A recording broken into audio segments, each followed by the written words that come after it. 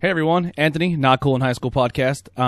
So this episode is going to be myself, Ben, and Bree again with a call-in from Nikolai. So Nikolai is going to join us again on the phones, hanging out with us tonight. Really nice to have him back and hang out and talk. We're going to talk some Animal Crossing and the new updates that's going on and possible some rumors.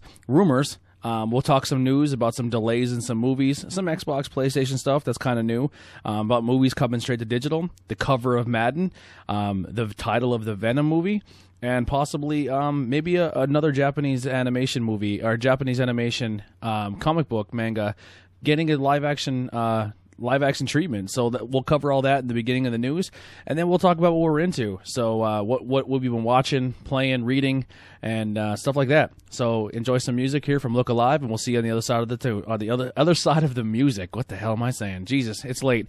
I'm doing the edits here very, very late at night, so bear with me. All right, see you guys soon.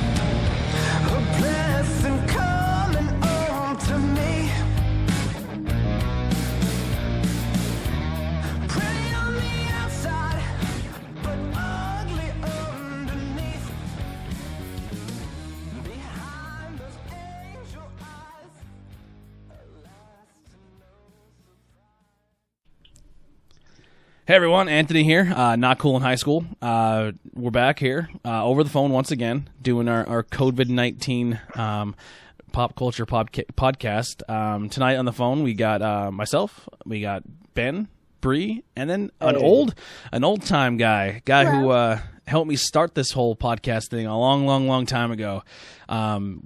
I guess him and Ben are probably the oldest tiered members, but I think it even goes a little further with Ben with this guy. Nikolai is joining us on the phone.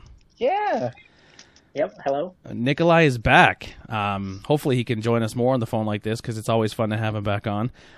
He was the definitely. Ben. It was me. I gotta build up stories. Yeah, you got to build some stuff up. It was me for the most part. It was just me, Ben, and Nikolai. We're not cool in high school for the longest time, so it's nice to have you back as a little reunion here. For episode, I don't even know what episode number we are. Let me check that real quick. I got up to get a beer and I'm out of breath. I'm fucking fat. Mid 50s, close to like the 60s. About I'd say. This is episode 52. Oh, 52. 52. Wow. We crossed the 50 mark. So yeah, we're gonna cover a lot of cool stuff today. We're gonna get into the news right away, and Bree's gonna take the first little bit of news here. Go ahead, Bree. So hello, of course I'm gonna cover Animal Crossing, one of my favorite topics. Nintendo just released a few updates that are coming to us right around April 23rd.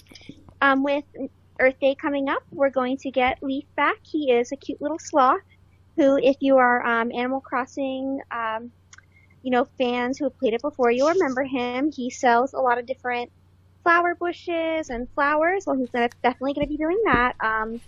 There has been 3 or 4 confirmed bushes so far that have been in the past. I believe it's azalea, honeysuckle, and hydrangea, and then they added 2 or 3 new ones. And he's also going to be hosting a Earth Day event as well that goes on for about a week or so.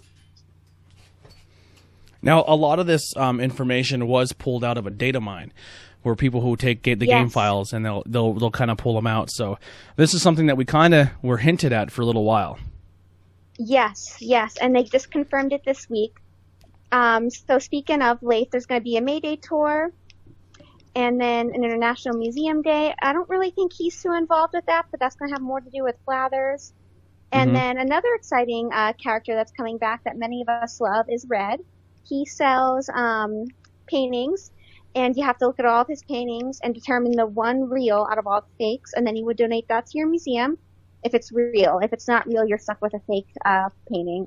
And you won't be able to sell it either because nobody's going to buy a fake painting, so you just have to display it in your house or throw it out in your garbage or dump or whatever have you, and he's going to show up on your private beach. Everybody who plays Animal Crossing and has an island will have a private beach. I think every island map is different where their private beach is at. So if you don't know where it's at, give your island a good, strong, playthrough to find it, because he's going to show up there once a week with his goods. Yeah, my private beach is actually is on the back end of my island. So if you go, it's on the top of my cliffs. So I actually have to climb down a cliff I don't see, and then climb down another cliff to get to my private beach. Yep, that's where mine is too, right? Same exact makeup for mine. I have to go behind my house, walk some ledges, and climb down, and there it is. And he'll be out there on his little pirate boat with his real painting and fake paintings. And then you donate it to Blathers, and you have to look real close. So I would suggest zooming in on each painting and looking to the best of your ability to see which is real and which isn't real. How do you determine from previous games what's real and not real? So, some of the paintings will have some faces out of some faces will be out of place, or I think the Mona Lisa painting, I think the picture the top of her head is a little crooked and kind of out of line. Some of them are mirror images of the real painting. So if you look at the real painting, the fake painting will be the exact opposite if you hold it in a mirror. Okay. Each one's different. So those are just some examples. So you have to look real close. If you look real close, you'll see something doesn't look right. It's a little out of place. I'm sure there's going to be guides all over line to telling you what the real posters are immediately. Oh, they are. Yeah. They are. It's does not take long, because I know in the past when I played, I did look up how to tell the difference between some of them that I got stuck on, and it doesn't take long for people to post up the guides. So if you really want, you could just look up the guides immediately. They'll be there. Yeah. They may be out already. Some people might already have read. Yep. But yeah, he shows up in his little pirate ship. And some rumors are too from the data mine that they're kind of pulling. This is all speculation. I guess I don't know if this was released yet or not, but supposedly there's going to be a third Nook Cranny upgrade coming. That was kind of fun. Yeah, that was pulled from the data mine. People are talking about they found a possible museum store or something to do with the museum, something more with the museum. Two things, actually. The museum store, which we've never had, that's going to be brand new, and Brewster. A lot of us fans who have played Animal Crossing from the beginning remember our little coffee-serving pigeon. His name is Brewster, and he's really cute. He serves coffees in the museum, and then you have to work with him, and you have to remember all of your villagers' favorite coffee flavors and how many creams they like, how many sugars they like, if they like it black. They're screwed with me. Well, what I did, I don't give them anything. My mom's like, I give my villagers gifts. I'm like, they hate me then. Oh, I give my villagers gifts too. Yeah, I don't. I just go on. I do my chores. Villagers. I do my chores and I leave. That's how you build up your friendship with them, so that they stay. Yeah, I had two people said they want to leave, and I was like, you ain't leaving. And they're like, you're right. So I rule a dictatorship over in Gotham. Anyway. Oh, really? Yeah. Sometimes they'll roll out. But some of us who are really big, I think I was talking to Ben about this. I don't remember. If you're a really big fan, you'll get pictures. If you really like them and you collect them, and you want to collect pictures of the villagers. At one of your highest tiers, you'll get a little picture of them you can put in your house. Oh wow, I didn't know that. Oh, maybe it wasn't you I was talking to then. I thought it was you. Oh, I can't remember who it was. Could have been. No, we were talking about the tuna catching, how to catch tuna. Okay, I can't remember who it was. I have so many friends I talked to about Animal Crossing. I apologize if I'm sorry, whoever it was I was talking to about the pictures. It will come to me. You're consumed with it. At the highest level, you get a little photo of them. Maybe I'll go into my old games and take a picture and post it so you can see what the little pictures look like. Okay. Of the person. I'll just put it in our group, and then maybe I could put on our page if anybody's interested.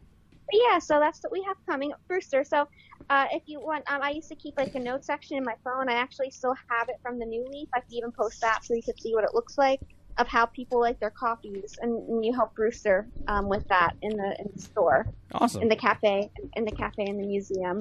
Now, he's another rumored one. Mm-hmm. So we have been talking about our group and how if you are interested and you do play Animal Crossings, send us a message. We'll get you in our group. I know Billy Trey is going to work on getting our Discord page worked out. We're going to try to become more of a presence on Discord as well. I don't know how to use it, so I have to learn. But I made Billy like a moderator because he supposedly he's a beast on Discord. So we're going to try to really get Discord going as well. So not only do we have our group thing, we could possibly have a really big Discord following for all the podcasts, but we'll have like a side branch for Not Cool in High School and stuff. So we'll check that out. And right now we're kind of just working on helping each other with their turnips and turnips prices.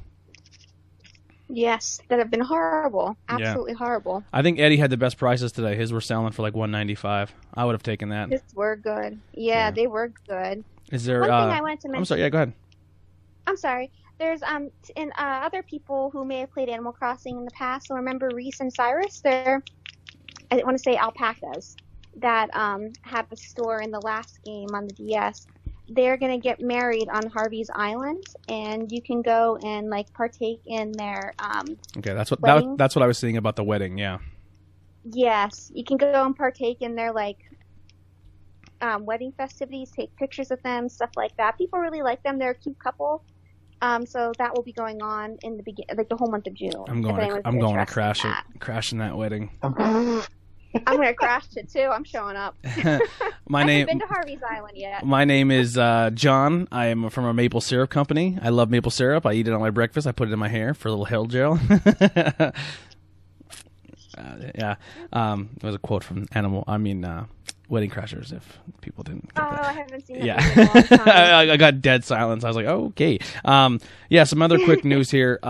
Madden has released their cover athlete for this year's game. It's going to be Lamar Jackson of the Baltimore Ravens. Death Stranding. So a lot of the news, spoiler alert, is going to be delayed news. So you're going to hear a lot of delays here. Death Stranding is going to be delayed for PC until July. The Scoob movie, which is the new animated movie for Scooby-Doo, just called Scoob, is going to go straight to digital.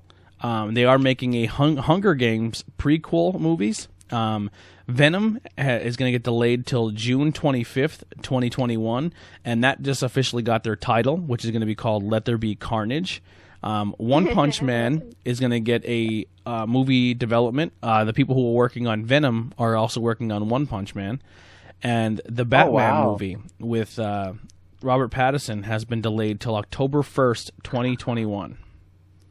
Oh, I was looking forward to that. Yeah. So then my little segment that I'll be doing every week until we get more stuff is I've been really, really diving into this PlayStation 5 Xbox stuff. Now, everything I'm saying with PlayStation is pure speculation. It's not my speculation, just from what I got from the internet. Not all of it's true. Some of people are saying they're getting it from reliable sources, but it is what it is. And the reason that being is PlayStation is not really giving much right now. And kind of when I've been looking for my research as well, this is not out of the ordinary for PlayStation because they didn't release information for the PS4 or the Xbox or the PS3 or the PS4 until late June. So this is not out of PlayStation's wheelhouse. I just think people are really, really wondering why the silence because Xbox has been more forthcoming with information, and I think it's just like it looks like concern, but it possibly may not be because they're kind of on track when it comes to PlayStation's normal MO. So here's some of the PlayStation rumors. I'm hearing anything between price tags of $400 to $550. Some people are saying if they go to the $400 price, they will take a hit per console because the parts and cost of consoles are higher than the selling point of the consoles. And some people are saying if they go $550, that it will be a profit for them, but it would be putting them over the mark of what they're expecting Xbox to be at the $499 mark for their Xbox Series X. So that's people are a little concerned with that. Obviously they have the exclusive games, they have that, but I think if it comes out the holiday season and you have a system that's touting that it's the more powerful system and the other one is touting they have games, as of right now, unless Xbox's market changes. Now, by the time these systems start selling, Xbox can turn around and say, here's 6 games that we're going to show right now. You know what I mean? So that can all change. But right now, I'm just going by the facts of what we have. I don't know if it would be smart for PlayStation go for the higher price tag and not have the, quote-unquote, the superior system to start at day one, you know? So hopefully they can keep it at that $400 price range or $400 to $450 price range. But this is all speculation. Now, Xbox rumors, supposedly Xbox is not only releasing one system at launch, but 2. This is the newest information I've been pulling up. So there's going to be the Xbox Series X and the Xbox Series S. Now it's going to be like, I don't know if it's going to be a slim model. I don't know if it's going to look different, or if it's just going to be that this one is going to be a scaled back version of the X. So not as powerful, but still going to be more powerful than the Xbox One X. And I think they're saying it's more towards the range of what the PS4 is when it comes to spec-wise. So it's going to be on par with the new PS5. I'm sorry, PS5. It's going to be on par with that, but not on par with the Series X. And that's supposedly looking at a $300 to $400 price range. So they're going to do the same market they did before. Like if you want to be a gamer, we're going to give you a very, very powerful system that can play everything the other system can play at a lower cost-efficient budget system. But if you are the more diehard, you want the more powerful, you want the high-end system, it's going to cost you like $100 more, and you can pick up this system. So that's kind of, I think, Microsoft is leaning towards that marketing for their new system. Microsoft's also looking to doing 2 digital events. One is rumored to be coming the first week or second week of next month, and then another one in June. The rumors are they're going to do this one in a couple weeks, showcase the new system, really show it off, show everything they can do, everything the controller does, really get into details of the new system, prices, when it's going to come out, and then also sneak in a couple games. Just like sneak peeks of games. Like, hey, by the way, bang, bang, bang, bang, bang. But then in June, they're really going to go into depth of games coming to the new system. And they won't always be just exclusives to Xbox. It'll be like an E3 presentation where they might show off Cyberpunk, they might show off God of War, or not God of War, they might show off like Assassin's Creed. They're really going to open the platform to say like, these are these games, what they look like on the new Xbox. So it's going to be something along that lines. So that's 2 things you could be really looking forward to. But like I said, it's nothing to really panic about with PlayStation. Everything I'm kind of looking at is they're really on track of what they've normally done in the past. They don't show anything until June, July-ish, especially if they're releasing in November. Any thoughts? Any words from the peanut gallery? Well, I did see that they did say a new game is called Godfall, and it looks like it's a tactical fighting game. Okay. It's like a tactical god fighting game. I don't know specifics. Like, is it cartoony looking? Well, as you like it. It's more of like it's like more cinematic than anything. Okay. And it looks kind of interesting just by you know, I think it was like only a minute and a half trailer.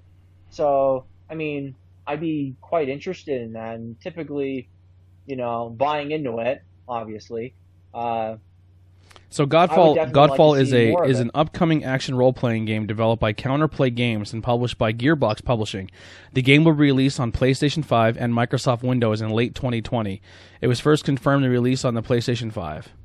So it's looking at a December release, but it is saying that it is going to be multiple platforms. It's made by Gearbox Studio and Gearbox, which make the Borderlands games. And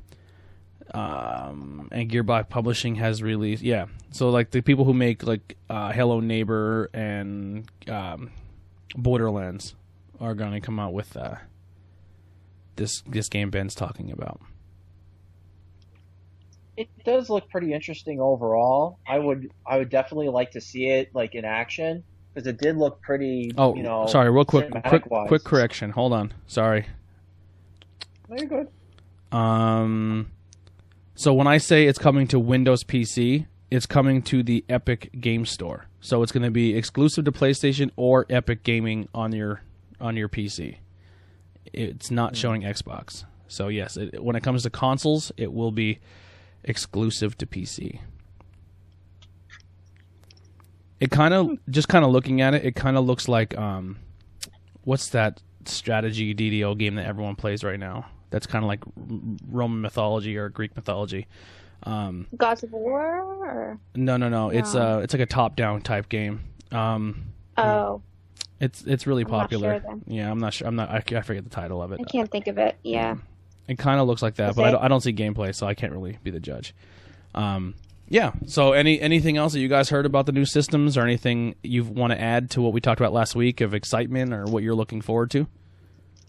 I did see that there was a little bit more. It was between like $459 to like $549 for the PS5, which was kind of a more concise pricing, which kind of surprised me a little bit. Like I honestly think if they go above $500, they're going to be in trouble. That's not going to be a good move for them. That's just my opinion. Yeah, I mean, the safe bet would probably be maybe like just a $500 system. That would be tough as well. So here's the thing. I'm just gonna put this out there. Me and you are, let's say we're gonna get away from the video game tactics. So there's no like pro Xbox, pro PlayStation, and throw that out the window. Me and you are making a device. Mm-hmm. We're making a cell phone, right? You're selling your cell phone specs are, let's just say, like, we'll just break it down in simpler terms. Out of a 1 to 10, your phone comes in at an 8. Right, specs across the board, memory, power, RAM, processing. Your phone's an 8, right? My phone's coming in at a 10. Like, people are saying this is the most powerful phone that's on the market to this day. You cannot price it. You cannot price your phone at the same price as mine and expect, because I have more marketing ability when it comes to power and what it can do.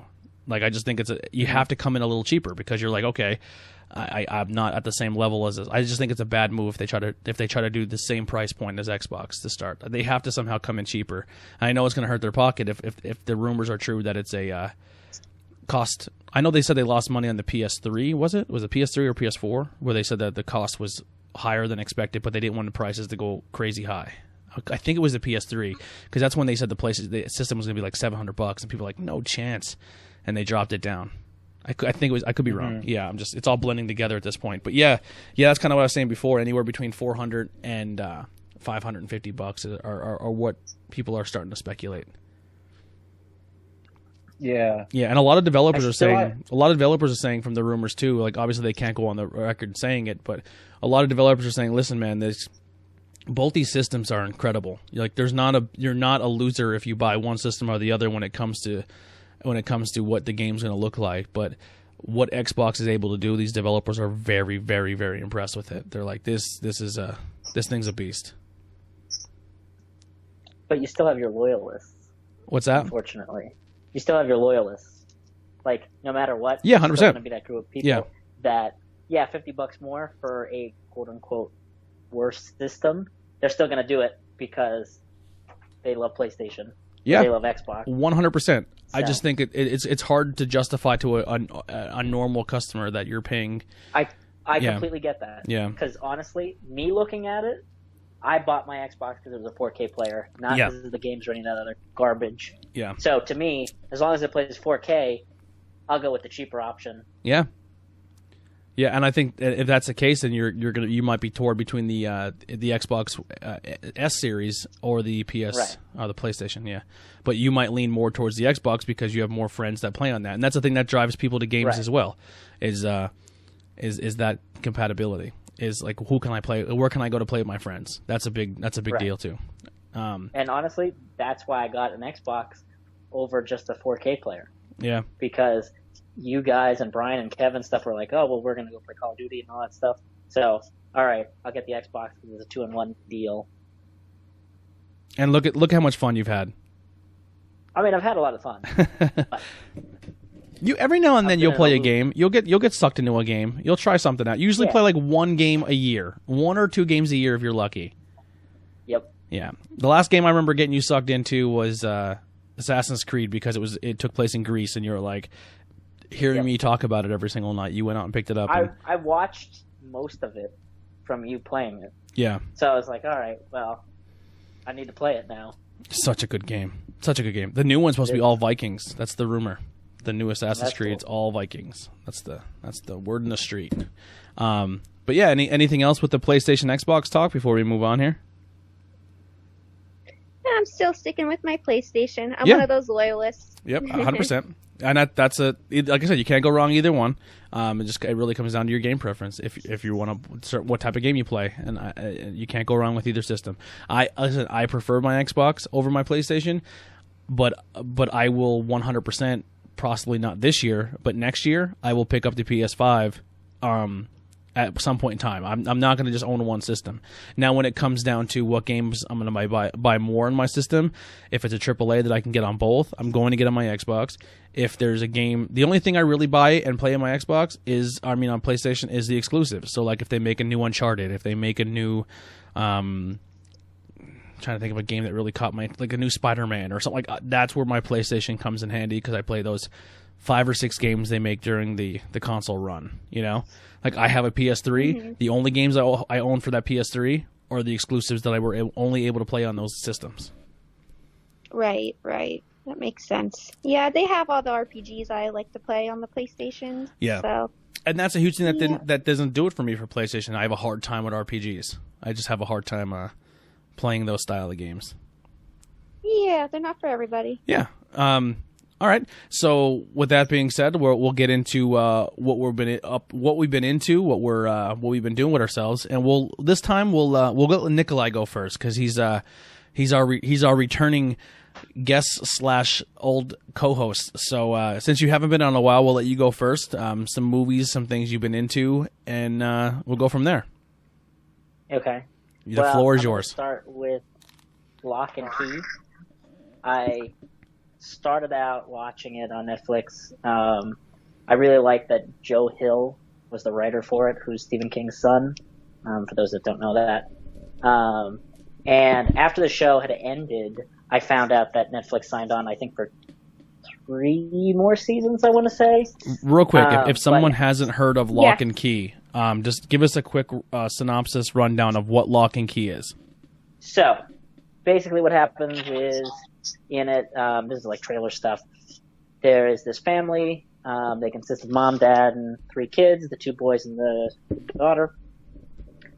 And their dad dies. So they decide they're going to move across country to Massachusetts to their family's heritage house kind of thing. And in this house, there are all these different keys that are hidden, and each key has a different ability to it. Like one of the keys that they find is the Anywhere key, and you put that in a door, and as long as you're thinking of some place and have a clear image in your mind, when you open that door, on the other side, that's that place. Real quick, Lock and Key is an American comic book series written by Joe Hill and illustrated by Gabriel Rodriguez and published by IDW Publishing. So yeah, I was gonna say IWEP Network. Yeah, wow, I almost said the IWEP show. Network. Yeah, we are killing it. We produce a comic book now. No, we got a big get. Stephen King's son writes our comic book. But yeah, so this did start off as a comic book that has now been adapted into a TV show for Netflix. But go ahead, Nikolai. Which I did read the Welcome to Lovecraft Volume 1 compilation of, I think it's the first 5 or 6 comics. Mm-hmm. Completely different from the show for the most part. But I'm dying to see what direction the show goes and what direction these comics go as their own pieces. Yes. I'm really enjoying There's a total of so 37 original run comics and 5 Golden Age comics. The first one would be what Nikolai said is Welcome to Lovecraft, which is it runs from February to July, and then it switches to Head Games, which is ran from January to June. Crown of Shadows, which ran November 2009 to April 2010. The Keys to the Kingdom, which ran August 2010 to March 2011. Clockworks, which ran from June 2011 to April 2012. Omega, which ran from November 2012 to June 2013. And then Alpha, which is ran from September to December in 2013. So I believe the comic book is now done, but now it's being turned into a TV show. Yes. So I'm going to take the comic thing another step farther with Lock and Key. I found out that they made replicas of some of the keys, and some of them are coming out later on. So I ended up ordering 2 of them, The Ghost key looks amazing. However, the Anywhere key has a lot of detail on it. And if anyone's a fan of the show and is thinking about ordering it, know that that key is like paper thin. And it feels like when you have it in your hand, it's going to bend in half and you're going to ruin it. So if you're afraid of that, don't probably order that one. But then otherwise, the big things I watched, I finished the final season of Modern Family. I thought it was a great wrap up to 11 seasons worth of stuff. I wish there was more, but what can you do? And last night I actually watched the Harley Quinn movie, which I actually really enjoyed. What was your overall thoughts of that movie? I know we did talk a little bit about it over the phone earlier. So to not give any spoiler parts to it, I really enjoyed it all the way through. I did feel that there was a bit of Deus Ex Machina kind of thing that creeped in. And for those of you who don't know what that is, it's basically when a godlike thing comes in and fixes the problem. And I feel like there was a touch of that I'm not really sure how I could have changed the storyline to make it so that didn't happen. Mm-hmm.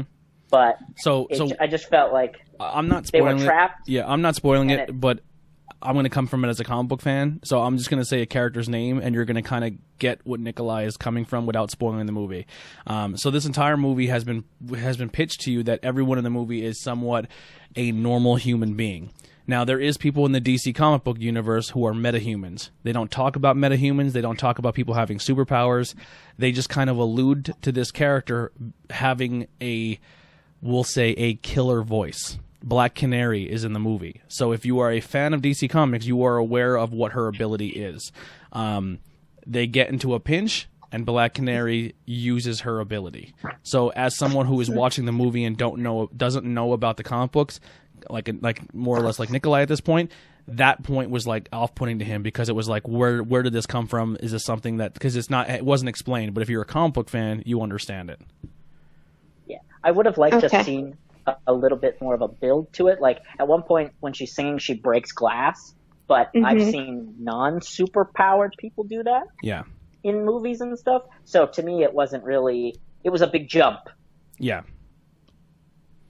Yeah, she's been reserved the entire movie, and then at the very end, she's like, "Okay, I need to do my thing." That's weird that they didn't talk about her abilities at all. Well, like he said in the beginning, when she is a singer, and they do allude to her mother also kind of having abilities as well. And then the one point she does sing, and she kind of loses her vibrato, and she does smash some glass in the room, and everyone's like, "Ooh, what's up with that?" So it was kind of shown on a lower scale. So they didn't go into her origin story yet. No, basically. Nope. Okay. So yeah, you don't know anyone's origin story going into this. So it's kind of like they give you characters, but the only origin story you really get is Huntress. They're the only one you kind of get. They actually physically show you her origin a little bit. But Black Canary, they just talk about it, but they kind of give her her own origin. And I mean, they changed up Black Canary a little bit. Like they made her an African American character. So they changed that up a little bit. But yeah, oh my Jesus, she makes Margot Robbie look like a normal female, which is not easy to do because Margot Robbie is stunning. But the girl who plays Black Canary is just she's hard to look away from the entire film. I'll put it that way. She's very, very pretty. I would like to see this movie. Hopefully I can as soon as possible. Would it have been better if you would have seen everybody's origin stories? I am disappointed Poison Ivy's not in it because Poison Ivy and Harley are BFFs. I think that's something they are going to allude. I believe they're definitely, even though they don't know who their Batman's going to be or if Ben Affleck's going to come back to this universe and are these guys going to come back to the roles of Justice League. I think they're pretty much they're pretty much dead set on you're going to see more Shazam. You're going to see more Harley. So I would assume you're going to get more Harley, and I think you'll probably see a Harley Poison Ivy movie in the future. Well, Shazam 2 is supposed to come out next year, speaking of him. Shazam 2, and then you'll get Black Adam coming as well. Okay. I think it would be nice to see everybody's origin stories. I haven't seen this movie yet. I'm looking forward to seeing it. But I think it'd be nice to see everybody's origin stories. I really just love, because besides Harley, she being my favorite female Batman character, I also really love Poison Ivy. I'd probably like tie them. Yeah. My favorite female leads in the Batman universe. Mm-hmm. I feel like Poison Ivy doesn't get enough love or like enough representation in the Batman world, so I'd really like to see more of her. Yeah, I agree. I don't know if there's. I'm a Harley fan. I'm a Harley and Poison. I'm very big on Catwoman as well. So I like her too. Yeah, but yeah, but she always she gets the most attention, I think. Yeah, Catwoman. Absolutely. Or like, I want to say attention. Attention's not the right word. Well, she was technically the second villain ever shown in a Batman comic besides the Joker. Yes. Yeah. So I feel like Poison Ivy is always overlooked, and she's such a strong character. So I don't know. I'd always love to see more of her. Yeah, and Harley, how you kind of said BFFs, I chuckled because in the comic books, Harley and Poison Ivy are love interests at one point in time. Oh, that I didn't know. Yeah, they had a little bit of a love interest thing. I'm not surprised. Listen, yeah, I can see that. That's awesome. Yeah. But yeah, so that's something you may see. But I think not doing everyone's origin story and the way they shot the film, I think it flowed very, very good together. Right. I'm sorry. Agree. It did flow very well. I think that's kind of why it hit me. I was like blindsided by a power. Yeah. Because it was so grounded in this is reality. Yeah, there is a character. There's a character in that movie that becomes Batgirl too later on in the comic book series. Okay. Oh yes, you were saying. Yeah. I'd like to see that because there's different versions of Batgirl. Yeah. Or Batwoman, Batgirl, Batwoman. You know. Is it Batgirl or Batwoman? Because there's both. There's a Batgirl and a Batwoman. I'm gonna actually look up the character's name real quick, and I'll let you know right now. It's Cassandra Cain. I'm not familiar with her. I only know Barbara Gordon. Yeah, she appeared in Batman 567, and she's new, I guess. She's the newer Batgirl. Yeah, she's the one with where the whole suit is all blacked out. You can't even see her eyes. It's like all black. Oh, that sounds cool. Yeah, she was a great pickpocket and then becomes Batgirl. But yeah, she was actually, that was Harley, the girl who was the pickpocket. She actually later in the comics becomes Batgirl. Yeah, she has a sick suit too. Like her suit has a hoodie on it. Yeah. Oh, I like that. Yeah. Yeah, it's gonna look awesome. I don't read the DC comics. I don't read them. I know it's really bad. I just know like from cartoons and movies. That's where my Batman knowledge comes from. I haven't read a Batman comic at all. Yeah. It's my favorite DC storyline. Yeah. I mean, when you I'm sorry. Go ahead. When you have the Batman animated series, that's probably the absolute closest to the story material. So like, it really helps out. Like, even if you're somebody that's like, well, I want to get into this, but I don't want to read like a whole lot of the stuff just to get a good primer overall.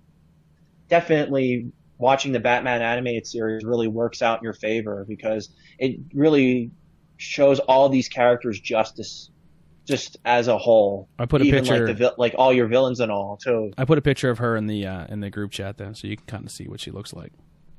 Okay, I'll check it out. Thank you. Yes, I've seen all the animated series multiple times.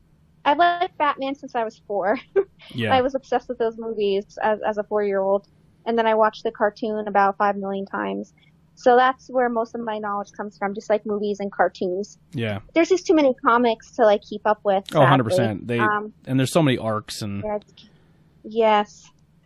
I've read tons of Marvel comics. I have a collection of that, but I can't even keep up with that anymore. I had to give that up. Yeah. It's too many. Yeah, I mean, even if you watch the X-Men series, then too, that was my introduction. Fox Kids, that cartoon. That's like the perfect representation of Chris Claremont's run, and that really justified it too. Like if you had to pick like two series from or one series from each Batman animated and X-Men animated were the ones to actually go off of. I completely agree. Yep, I completely agree with that. For a very long time, I used to get really upset when I would go see a movie and I'm like, man, it didn't represent the character, it didn't represent the story arc, and da-da-da-da. And I have loosened up on that a bit, because even if you name your favorite, like, I'm a huge Daredevil fan. Daredevil's origin story has been changed 4 times. You know what I mean? Like, yes, yes, it has. So it's like, who am I to judge? Like, I'll be honest, one of the TV shows I gave a really bad rap to, and I watched, you know, Arrow is up there too. I still have a hard time with Arrow. I love Arrow. I love it. It just bothered me that they were just like, it just, to me, it just felt like they were trying to substitute him for Batman because they couldn't make a Batman show. But like, I gave Gotham a lot. I gave Gotham a lot of shit. I was like, man, this Gotham show is stupid. I think it's so dumb. Like, God. Catwoman's the same age as Bruce Wayne, but this guy's so much older, and the Penguin's so much. And I was like, this is so dumb. And then I kept watching it, and I was like, you know what? Even though I'm not into this, good. I do like how I love the Penguin story. I love Jada Pinkett Smith in the show. Good. I love the Riddler when he was introduced. But I was like, you know what? Who am I to sit there and say what Gotham is doing is blasphemy when the same characters have been changed 5 times in the comic book? So I can't base it off Bible, or I can't be like, this is gospel because this is what happened in the comic, when that has been changed 6 different times by different writers. So when a TV show or a movie does take liberties, you got to kind of take it for what it is, because if you're like, I'm a diehard comic book fan, then you should realize too that those characters have been changed dozens of times. You know, 100 times. That's a very good point. Yeah. Yep, I agree with you there. And I'm trying to loosen up that grip on stuff. That's good, and I want to follow that up because everybody loves Joker, which, you know, why not? He's one of the best villains of all time, but he doesn't even have a solid origin story. No. He's like 20. I lost count of his origin stories. Yeah, now they're at a point. And they still didn't pinpoint. Now in the comics, they're trying to say there was 3 Jokers. Oh, that's ridiculous. There's one Joker. Stop with that. Now, see, that irritates me. There's one Joker, and there's not 5,000 Jokers. They're trying to say like there's been 2 Jokers. There's been 3 Jokers. There has been 2 Supermans. Yeah. No. Don't tell me that. And then they play into they've been kind of going off by the basic different Earths, like Earth 1, Earth 2 style, where like this Earth's Joker has been this one, this Earth's Joker has been this one, and they kind of break it down per like the original Joker, then how we kind of changed after the Golden Age to the Silver Age, like Silver Age Joker, Golden Age Joker, and then like the new 52 DC reboot Joker we're all 3 different entities. Oh, well, that makes sense. Yeah, because I think Batman asked the chair, he goes, well, who is really the Joker? And then they're like, which one? And he's like, wait, what? Yeah. That's funny. Yeah. Yeah. So any other movies or TV shows or stuff you've been into, Nikolai? I mean, we've been in quarantine, so there's stuff. Yeah. But well, you gotta come more regularly so we could talk about it. I mean, I watched Sonic. I have not. I'm actually going to watch that tomorrow, but you can give us your review on it, a spoiler-free review. Yes, please. I loved it. I'm not much of a video game person, but obviously I know who Sonic is just as like an icon. Mm-hmm. And I when the trailer and stuff came out, I felt so bad for the lead actor. I forget what his name is, but he was also James in Hop. Marsden. Yes, that he's always with this animated character. And then, once again, somebody's giving him shit for this movie, but I loved it. They definitely left it open for future ones, which is great. We did kind of spoil that in the show a little bit. We kind of said what the lead into the next movie is going to be. Like, and listen, if you're a Sonic fan, you're like, hey, there's going to be a part 2, and then you're like, oh, well, I guess they're going to put another character in. They're like, yeah, and you're like, you don't have to tell me anymore. I already know who they're going to show off in the very end. You know what I mean? If you're a Sonic fan, yeah. Oh, I didn't hear it, so it's not spoiled for me. It's okay. Yeah. I don't know how I missed it. In the video game run, who's the next character in Sonic? Without saying the name, to spoiler for somebody. Oh, I know who it is. Yeah. So that character, they're going to continue it on. Oh. Yeah. Oh, okay. Yeah. I know who you're talking about. Okay. Yeah. Yeah. So we did kind of hint at that without saying it, but yeah, supposedly, I guess. But that's definitely a smart move on their 100%. part too. You know what I mean? And listen, you're going to tell me you're going to keep the Sonic movie thing going? I'm 100% on board because guess what? I'm kind of excited to see possible Chaos or a Knuckles in a movie because I think that would be awesome. That would be cool. We've never had Only gonna be a maritime. Only gonna be a maritime with like Shadow or Shadow too. Yeah, 100%. Do them all. Yeah. I better see Sally. Yeah. Do you remember her from the cartoon? Because she doesn't get represented either. Yeah. They just wipe out her existence. They just, I'm done with Sally, and they put in whoever the new girl is. I don't even know her name. Yeah. What happened Amy. to Sally? What's her name? Amy, the pink haired child. Yes. And Sally's the one. You're talking about the animated series one then too, right, Yes. Bree? Yes, that was my introduction to Sonic. I have yet to play a Sonic game, by the way. Heidi's I've only obsessed watched with the Sonic. cartoon. That's like the other day she was like, "Can I play Sonic?" And I was like, "Sure." I have to get her a Sega Classic. I'm gonna do it for her birthday. I think this year. She would eat that. She would eat that up. She would eat that up. I have the Nintendo cute. Classic I like and the Super Nintendo Classic, but I have to get the Sega one. Yeah, that's a good gift right there. Yeah, she would. She loves. I killed myself She with loves. Sonic. She loves the Sonic series. She'll play that for hours. I played that one game with Heather, the new game. I forget the name of it. Sonic the new game Mania? that's on the Switch. No, will you create your own? Will you create your own Sonic? I We think were that's Sonic. talking about it a Oh, few I episodes think I know what you're talking That's not about. Sonic Mania. No, you like create your own Sonic. It came out for the Switch like 2 Christmases ago because I got it for him on Black Friday shopping, and he came over and he played it. Oh, I don't remember what it's called. It was a good game. It's cute. I played that Sonic. I didn't kill myself in that one. oh, Sonic Yeah, Forces. it might be some. Yes. Yeah. Sonic Forces. Header did I did review that, and he play- said he really liked it. He does, yeah. He does like it. I'd like to get it now, too. 'cause And Sonic I Mania like- was a fan-made game, and it was kind of a mix between Oh. Sonic 1, 2, and 3, but with fan-made that's levels. cute. Yeah. Yeah, see, the Sonic, what I should say is I never completed a Sonic game, because when I did play Sonic before, he's too fast and I kill myself. Yeah. So I gave up. I need, like a very easy Sonic, like a child's level Sonic, so I don't kill myself. He That's sped You should up- what I play It's sped up Sonic at the Mario. Olympics. Yeah. Oh, yeah, Sonic and Mario Olympic Yeah. Games Tokyo 2020. That was a fun I did game. play that. Because I have one of them, like the Wii version or the Mhm. Switch or the Wii U version, which might be going on Mercari pretty soon with what we were talking about the other day. So Yeah. Can you remember what you felt like when you found out that Sonic and Mario were going to be in a video game together? Like, I remember being I a was kid excited. and popping like that. I never thought that was ever gonna. Because like we're talking about PlayStation and Xbox, and we're talking about the rivalry and talking about video game systems. Growing up, man, it was you were either a Nintendo kid or you were a Sega kid. And, That's right. And I'm a Nintendo. and most Always kids of that Nintendo. generation did not have the money to buy both systems. So I remember Nope. I'd go to my cousin's house and they had Sega, and they'd come to my house and I had Nintendo, and then we used to argue and fight who's the better character. I think Mario's better. Oh, I think man, Sonic's yeah. better, and we would have arguments, like nerdy arguments as little kids about who is the better That's so character. great. And then we become teenagers, and Sonic and Mario are now put in the same game. We're like, holy shit! so You know what I amazing. mean? Like this, it's going exciting. down. Yeah, it's that would be like if Master Chief somehow, like how we joked around, made it to Super Smash Brothers, or if Master Chief met God of War. You know what I mean? Like it would just like somehow see them on the same platform. It would just be really like a crazy cool crossover. I never say never. Anything can happen in games, you know? That's true. Um, If I came from a whole Nintendo family, I didn't know anybody who had a Sega. We were all Nintendo people. yeah. All Nintendo snobs over here. Yep. And I remember I used to go to my cousin's house and they had the Sega, and I'm like, well, I loved Sonic.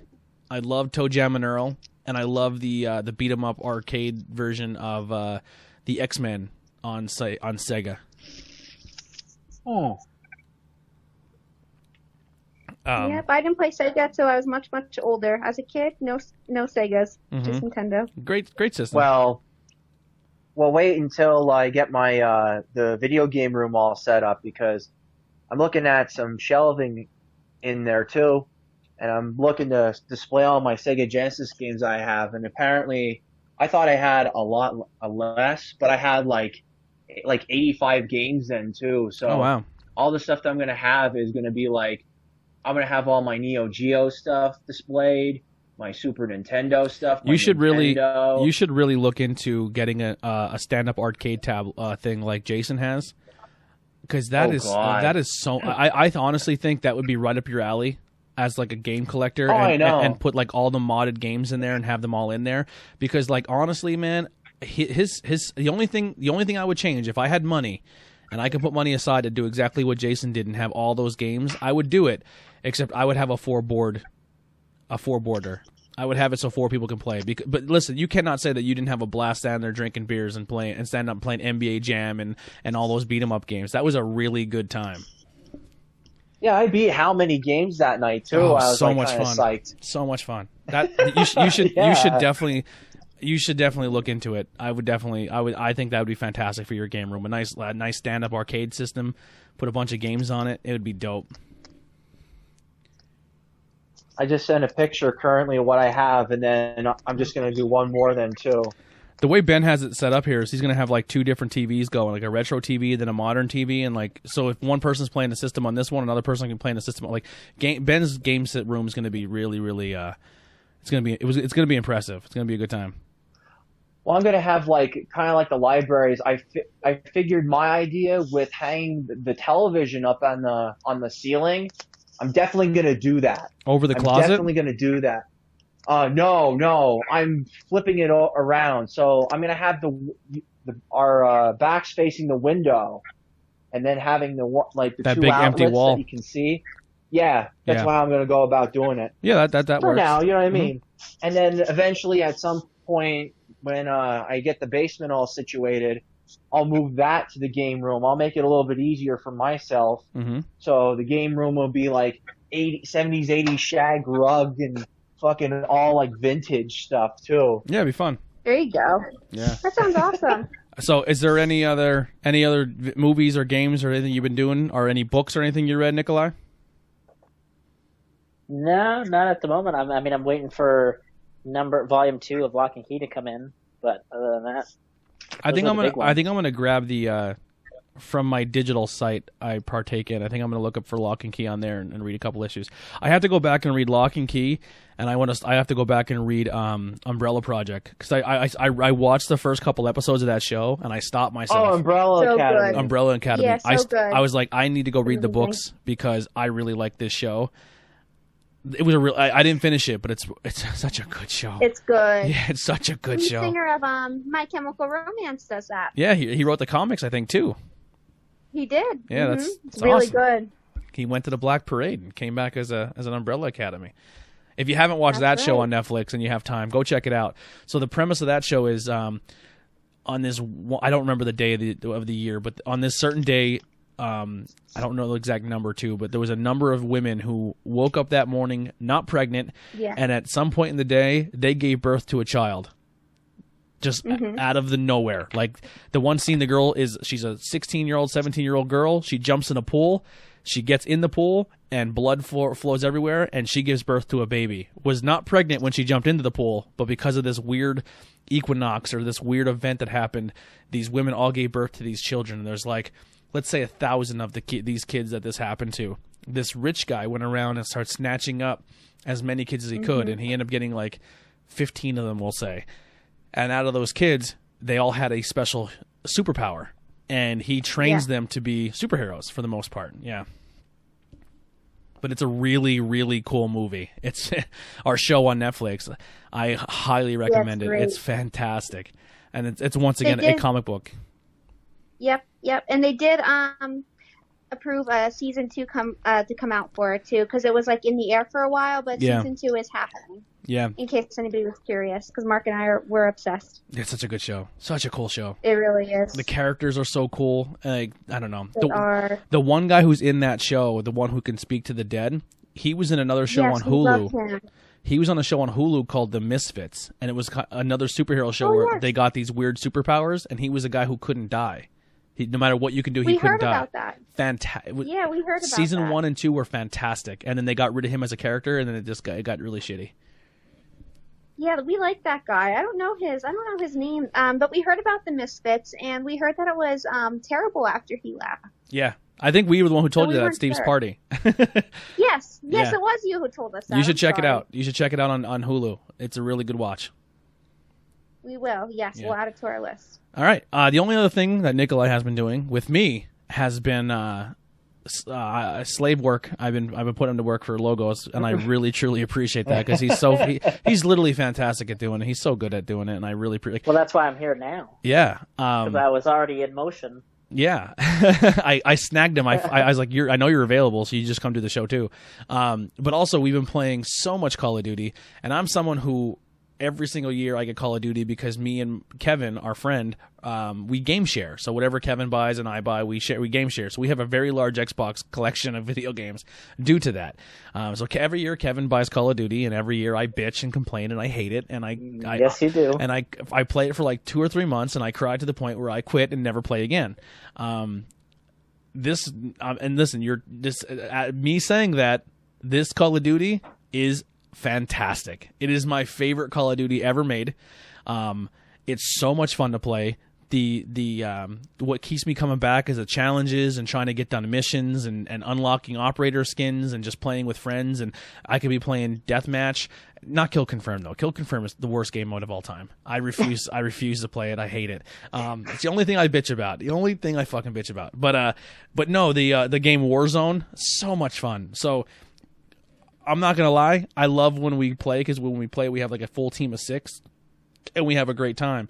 But man, when it comes down to just 4 of us, I get a little excited because then we could play some Warzone. And when me, Kevin, Nikolai, and Nikolai's brother Anthony all get on the team, man, magic happens. We've been on we played for a couple weeks. And we didn't do very well. Like, I think we'd make, if we made top 10, we struggled to get there. Like, it was like, oh my God, I can't believe we made it this far. And now we make it to the top 10. Now we make it to the top 10, and we're fucking winning this shit. Like, if we're this far, we're winning. It's either we suck or we win. Like, there's no in between. Yeah. And we hit the top. We've been racking up some W's. We've been getting some victories, and it's been, great. It's funny because for how much I've hated Call of Duties, I'm not trying to say I'm like the Call of Duty expert, I'm the Call of Duty master, but I do very well in this Call of Duty. It makes me sad. Yeah. Because I've played so many of them almost kind of religiously with Brian and Kevin and my brother and stuff. And he comes in and has twice as many kills as everybody else. And it's just ridiculous. And then he bitches about it. Yeah, I hated this game sucks and all this stuff. Hated all of them, but every time I turn them on, I'm pretty decent at it. But I remember the first time playing, they're all level 150. They're killing it. Their levels are max out, and I come in, I'm level 12, and then I'm probably like, yo, watch this. And I'm level 12, and I'm just crushing teams. Crushing teams. There could be a whole squad, and everyone comes in with their special name, with their little squad name, and then some level 12 comes in and just shits all over them. And, I get messages on Xbox and private messages, and they ask me to join their clans and stuff. It's crazy. But yeah, we've been having a really good time on that. So if you do play Call of Duty and you ever want to hook up and play, my Call of Duty gamer tag name, I believe, is Black0586. Or you can just add me on Xbox at the same name, Black0586, and we could do that. Even if you're a PlayStation player, you can cross-play with us. But yeah, so that'll pretty much wrap it up for Nikolai. Bree, what have you been up to besides Animal Crossing? So besides Animal Crossing, we watched The Witcher in about 24 hours, probably. Jeez. It was absolutely How many amazing. episodes is that? 8. Not many. Not impressive. So it's really not that impressive of a binge, but still, 8 episodes, very, very good. Half I hour, highly recommend hour? it. I'd say about an hour. It's 8 hours. Very, very good show. Yeah, very, very good show. I can't wait for season 2. Now, you guys, were you Game of Thrones fans? Yes. That's what I was just gonna say. Was it a Band-Aid? Was it okay, Game of Thrones ended, this is a good pickup? Because I think a lot of people picked up The Witcher because they were Game of Thrones fans. Not because of the video game, just because it was the same style of lore. Yeah, so I really like that kind of stuff. I'm a huge sci-fi fantasy person. In fact, that's my number one favorite genre of things on this planet. Sci-fi fantasy, my number one favorite. So I was going to watch it anyway, not because of Game of Thrones, not because I'm I'm missing Game of Thrones, I'm going to watch it. No, if you put it out and it fits into that genre, I'm going to watch it. So more because of that. Mm-hmm. And I was just gonna say I'm trying to decide if I like it more than Game of Thrones or not, because I really like Game of Thrones, but that last season like really upset me. Left a bad taste in your mouth. So it did. I'm waiting. Now Martin says he's changing the ending, so it may not reflect what happened in the show. So then I'll probably feel better about it whenever that happens, whether it be 10, 20 years from now, who knows? But I think I'll feel better whenever that comes out if he sticks to his word on that. Yeah. But yeah, I wouldn't say it's necessarily a Band-Aid because I really like that kind of thing. So if it fits that genre, I'm going to watch it, which is why I watched, because I love Lord of the Rings. Besides Star Wars, Supernatural, Lord of the Rings is my other favorite thing. So I really like The Witcher. It's really good. Why I might like it more than Game of Thrones is because it's only one season compared to however many seasons of, 8 seasons of Game of Thrones. Mm-hmm. I might like it more because it's not only just medieval, it also has that like supernatural flair And magic. to it. There's magic to it. Yeah, and there was some of that in Game of Thrones, but not a whole lot. So I really like that. And then you have like the monster things. He hunts the monsters. He's just like really funny. So not that there wasn't humor in Game of Thrones, because there was, but there's a really nice balance of that. So I like that there's more magic and monsters plus medieval. So I'm kind of, and it's just like funny. So I'm kind of leaning more towards that right now. Yeah. So Now, I might like it more than Game of Thrones. How much monsters have they showed in this show so far? I would say there's probably almost one per episode. Interesting. I know from the video. Yeah. I've never played the video game, but from everything I've ever seen in the video game, some of the monsters in that video game get very, very impressive. Like there's some cool looking monsters. So if they're gonna reenact that in the TV show, that's gonna be pretty cool to see. Yeah, I think it will. Like I said, there's only 8. I'm hoping they add more episodes as the seasons go on. I don't know if they will or not because it was like the first season. So hopefully when we get through this and everything like goes back to normal, maybe they'll get more like episodes in. I could see it like taking, I don't know if anybody's a Grimm fan or not. Absolutely love Grimm, another one of my favorite TV shows. You know, Supernatural. Ben's over there slamming everything around him, but he could possibly can right now and just drowning you out. Oh my god! I unplugged one thing. Yo, it literally sounded like you're at a workbench. It's so loud. I only unplugged one thing. That's it. I heard cabinets opening and slamming closed as hard as you possibly could. It sounded like. No, I did not do that. I really didn't. You guys heard what I heard, right? God. Poor Bree. She's getting in a groove here, and then you're over there just slamming stuff. I see how it is, guys. I see how What it the is. hell? I know, right? I feel terrible. All right, I'm sorry. Are we good? Yeah. Are you done No, fucking now around, we're Ben? Yeah, go ahead. So I think I was saying, I like Grimm a lot. That's a really good show that was on for 6 seasons. If anybody has free time, wants to check out a show, that's a show I highly recommend.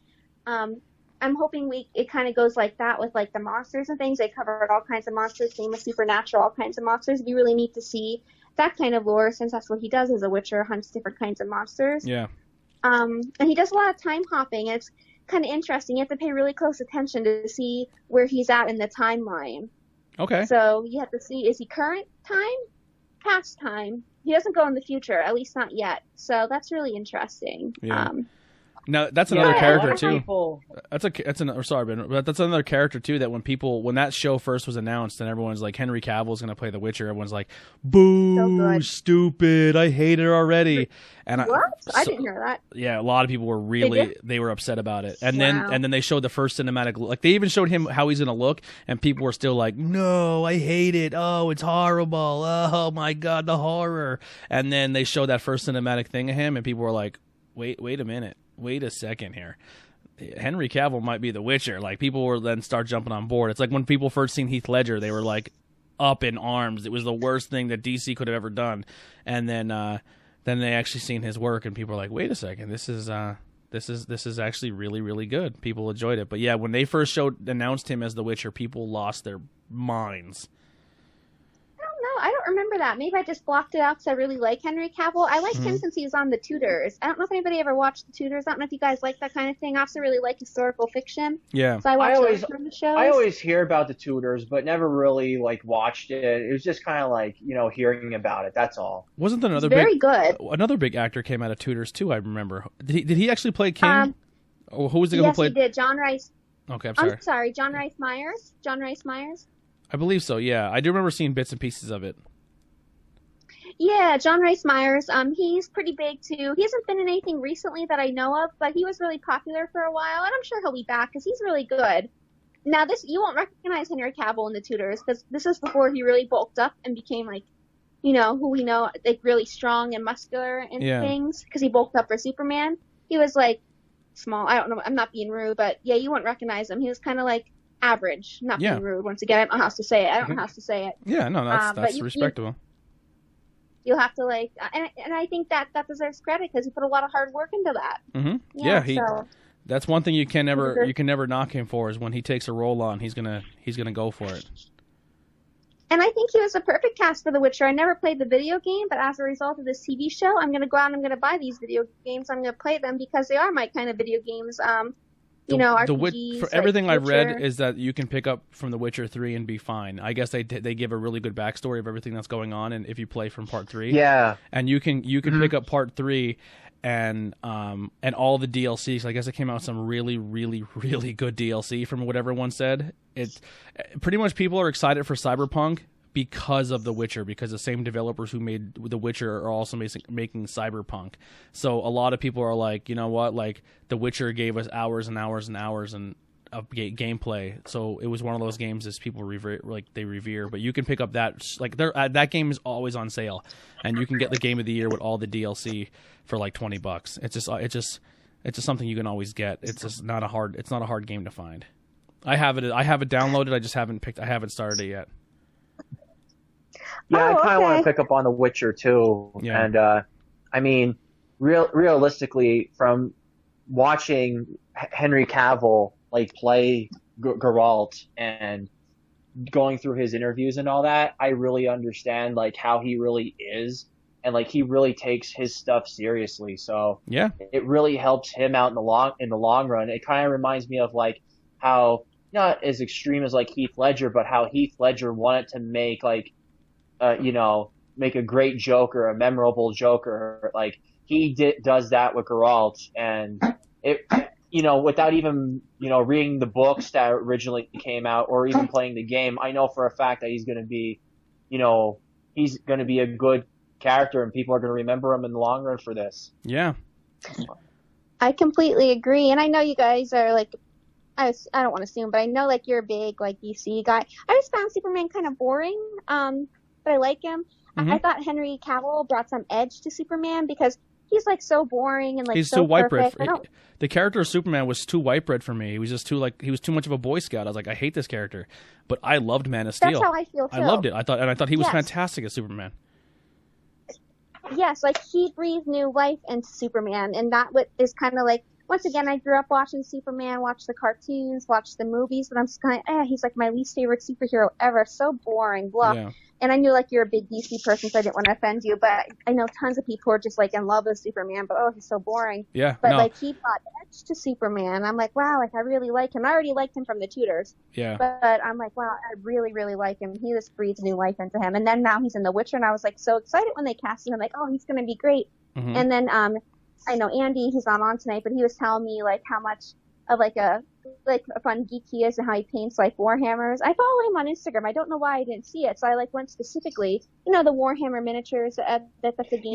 Yeah. I don't play it. I play Malifaux sometimes, not as much as Mark and Steve, of course, but like I have the little models too.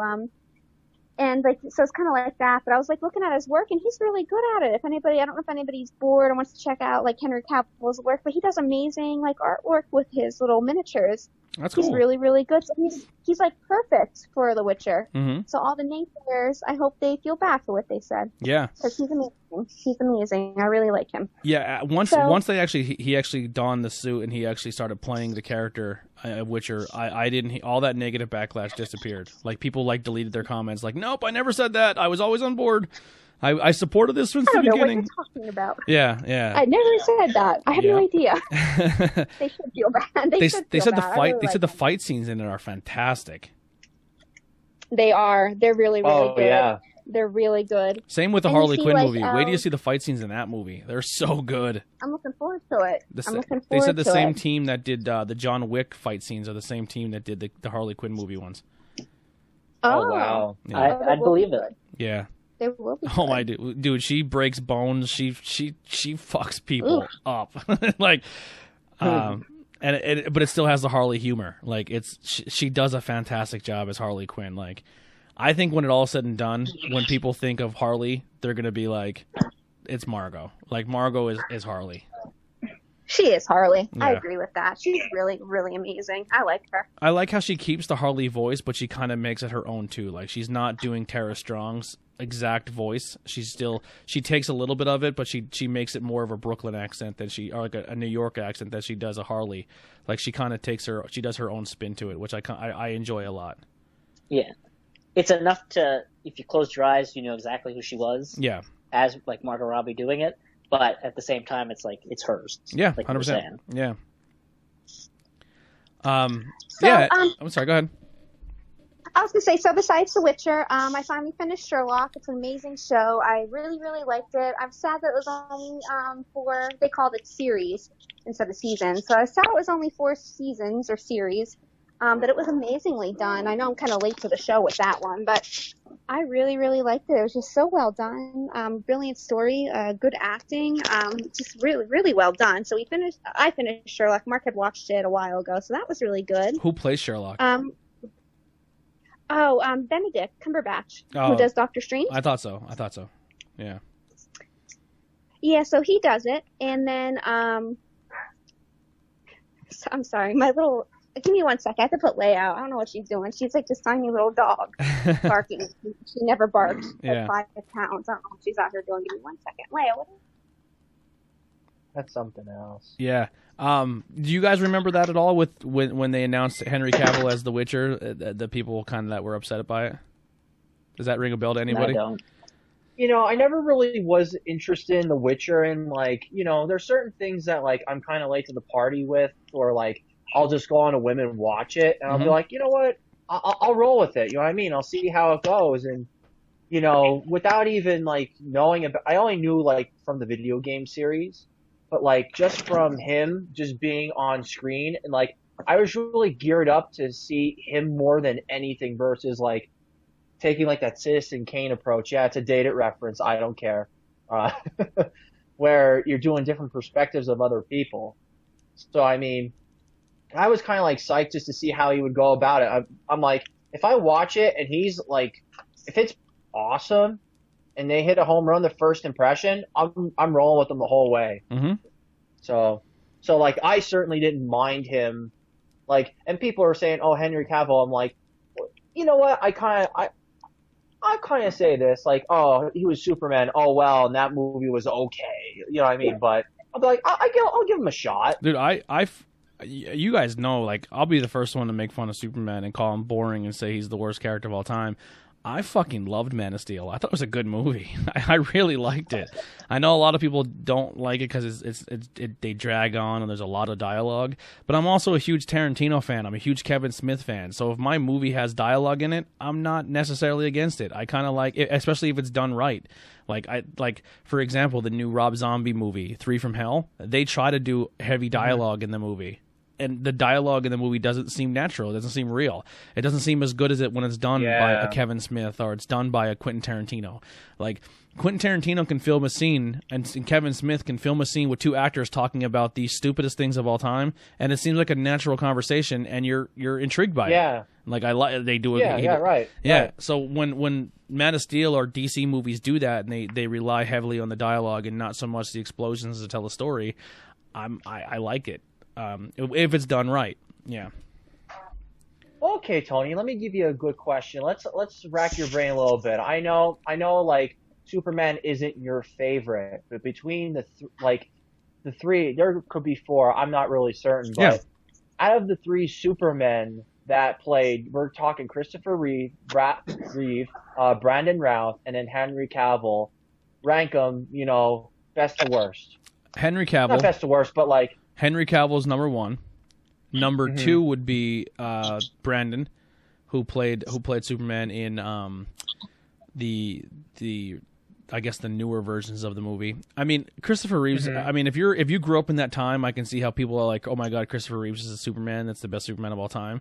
But those movies Mm-hmm. don't age. They didn't age very well. So Christopher Reeve's Superman doesn't do it for me. I would actually even put the Lois and Clark Superman or the Smallville Superman. Oh, Dean Cain. Oh, Yeah. I forgot about Dean Cain and the other one from Smallville. Yeah. I forgot about those. I don't mind those two Supermans. five. They weren't terrible. And you know what? Even Smallville was actually a pretty decent series. That ran for how long, and people were digging that series. Yeah. I never really watched it, but I know like it was every time. Like it was for years. And then what? The Adventures of Lois and Clark. That was the one that I was really into. That was more campy and like that was slightly cheesy. That was Dean cheesy Cain, more though, than right? Anything. Dean Cain, yeah. Yeah. And what's her name? She was on Desperate Housewives. Oh, I think she's married to what's his name? Alexander Rodriguez, the baseball player. What's her? J-Lo? J-Lo? No, Because no. J-Lo's married to A-Rod. No. Her name's Terry. I think it's Terry Thatcher. Terry Thatcher. Yeah, you're right. I'm right. Terry Thatcher was Lois Lane with Dean Cain. I'm Oh. right. Yeah. Was she married to A-Rod at one point in time? We gotta fact check that. Or I know she was don't married to a baseball player at some point. Yeah. I know J-Lo's with him now, and I don't remember J-Lo being... I was like, what? I was confused. I was going to say J-Lo. Yeah, my wife's No, obsessed that with was my Jennifer fault. Lopez. I know that she was I don't married blame to her. I know she's with a baseball player with somebody. It was pretty famous, but Yeah. it might have been Jeter. I don't know. I forget. Your guess is good There's as so mine on many that of one. them. If she wasn't with if she was with Jeter, it wasn't long because he was he would run through him. He did, yeah. He really did. He always had it. I think she was with Jeter for a while there. I kind of remember that, but I could be wrong too. Yeah. He had a lot of girlfriends. I like Jeter though. Is- Only Yankee I like. So is there any other thing before your pup interrupted you that you wanted to cover? Yes. So finished Sherlock. I started Community. I used to watch that when that was on. It's as funny as I remember it. So it's on Netflix now. They just put it back on Netflix. I don't know if it was ever on Netflix before, but it's on Netflix again. It's hilarious. It's really, really good. So if anybody needs a good laugh, definitely recommend Community. And Mark and I, well, it'll be Mark's second run through and my third or fourth run through, because we never officially finished it because something always got in the way, whether it be school or work or something crazy. But Glee, I love Glee. I'm also a huge, I love musicals. I'm not going to lie. I love musicals. So Finally. Nicholas, Somebody I am else- not the somebody only else one on the likes Glee? show. Yeah, Nikolai loves. somebody else loves musicals? Yeah, I went to school for theater. Oh, So- wonderful. I always used to be like, oh, for this section, I know I'm going to bore most of everybody, but here's some Broadway news and all that kind of stuff. So it's nice to know that there's someone else there. Yeah, I'm right here. Yep. I'm right here. Phantom of the Opera is my favorite. Very nice. Yes. So, Nikolai's I like am now gay. watching- No, I'm joking. No, I'm joking. nothing wrong with music or theater or musicals. It's all perfectly acceptable and beautiful and fun. So, I'm glad there's somebody else out there too, because I always think it's just me. Yeah. No, you are not alone. That'd be funny. Good, That'd be I'm funny. glad. He's like, Nikolai's like, I'm Team Broadway too, and she's like, I like Phantom of the Opera. He's like, dumb. Like that's not what he was thinking. That's okay. I accept it. I just thought I accept it. I just thought the humor of that would have been funny if he was like on your team and then all of a sudden quick turned on you. Like that's just the way I will say, that's like the way my comedy brain works. That's okay. Some people don't like Phantom of the Opera because of I like the it. nature of it. I like it. It was I've the never only actually play I've seen ever it on seen. Broadway. I've seen movies and stuff of it, but I've never actually seen it live. Oh, I So- did. It's one of the few I've seen. It's so good. You should go see it. If you Well, don't I mind definitely will once Broadway opens back up. Nikolai Yes, was I highly obsessed with the recommend it. Beetlejuice play for a long time. That was his I his know. jam. And I'm so mad that all this happened because I had tickets to the final performance before they were going to leave the Winter Garden Theater, and then that got thrown out the window. And I was going to go see Aw. Moulin Rouge. The virus killed that. Oh, I'd love to see Moulin Rouge. So Oh, so I'm very good. sad. Remember when they did I'm sure you were. Spider-Man, and then the dude was falling from the ceiling and people were getting really hurt. Yep. Oh, Aw. something in the dark. It was called, wasn't it? Yeah. Yeah, I think so. People were getting hurt really. Like they had like 4 different people play Spider-Man, and every time they would pick him up, they would like drop him on his head, and like they're like, "Yo, this place cursed." They're like, we shouldn't do this. People were getting jacked up. Oh man. Yeah. Oh my God. But yeah, so watching Glee. Has anybody else watched Glee, or is it am I alone in that? The only Glee No, here. I have definitely seen it. I think I kicked off around season 4 or 5 after Damien McGinty was on the show. After who? Damien McGinty, he was the Irish exchange student. Yes, I remember that. That's You Nikolai's. didn't like him? That's Nikolai. No. That's Nikolai's no. boy. That's We're Nikolai's actually boy. good friends. Yeah. Yeah. Oh, you're friends. Yeah. Oh, that's awesome. Yeah. Damien's him, part and of then he left. Damien's part of an all singing group called Celtic Thunder, and there was a girl I work with. Her father is like, he loves Celtic Thunder. He's a big fan of it, and I told Nikolai. Nikolai's like, let me see what I can do, and I guess Damien gave him like an autographed CD, and like the guy loved it. He was like, this is so cool. Oh, that's awesome. Yeah, he's an awesome guy. So I'm always happy to support nice. him. That's wonderful. Well, I'm just throwing this out there. If you can get me to meet Leah Michelle, I would love that. I absolutely love her. I really do. I don't know how many other people love Rachel, but I love Rachel. She's my favorite. She's a good character. Speaking of Damien, Yeah, she's my favorite. you know what I almost watched the other day, Nikolai? What? I almost watched Santa Fake. Why not? I'm in it. But I know that's why I was going to watch it. But here's the thing. I can barely watch Christmas movies when they're out. For me to watch a Christmas movie and it's not Christmas time, I would have killed myself. So I was like, you know what? I am going to watch this because I have access to it. I can watch it whenever I want. This Christmas time, I will make it a point to watch Santa Fake. I hope so. Yes, I will watch it, and I will look for you. Yeah. I flew 3 flights across the country just to be in that to surprise Damien. Yeah. So it was definitely well worth that. Yeah, I'll definitely You're a watch good it. friend, Nikolai. Thank you. He is. Nikolai's a good dude. I love Nikolai. Yeah. So, anything else that you want to cover? Nope, that's everything. I'm just wondering, are you ever going to finish Glee? I don't know. I feel like if I do finish it, I'm going to just start over and work my way back through everything.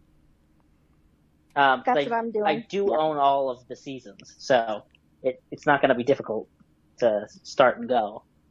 It's just sitting down and being like, this is what I'm going to watch now, because right now I'm in the mix of rewatching Gilmore Girls. Ugh. Oh, okay. So- Okay. I never watched it, but Oh. Yeah, Tony. Whatever. That's why I didn't bring it up. But we're talking about rewatching stuff. Heidi's a big fan of Gilmore Girls as well. Oh. I never watched it, but Our Sam, friend Brian named his daughters after the girls on that show. He's a big fan. Aw. Yeah. I never watched it, but I just know that Sam, who plays Dean, is on there. Yeah. Dean from, the joke is he's Dean on Gilmore Girls, but Sam on Supernatural. So. Yeah. The one dude from the one girl from Gilmore Girls is also on a show that I wish got really popular. It was great for the first 2 seasons, then it got really stupid. But anyone fans of the show Heroes? Remember that show? What show? Heroes. I remember hearing about that show. Mark likes that show. Oh my god, it was so good. Heidi went through like a closet where I had like hoodies that I don't wear anymore, or I forget they're in this closet because I never go there. And she found my Heroes hoodie, and I was like, oh my god, I forgot I had this. Like if I wore this now, people wouldn't even know what this means. What's his? No, people won't know. What's his name? The guy who ended up playing Spock in Star Trek. What's his name? The actor name. Nikolai, help me out here. And the new Spock? Yeah, the new Spock. The new Spock? I What picture is his exactly name? who he is. I can't Zachary think Quinto? of his name.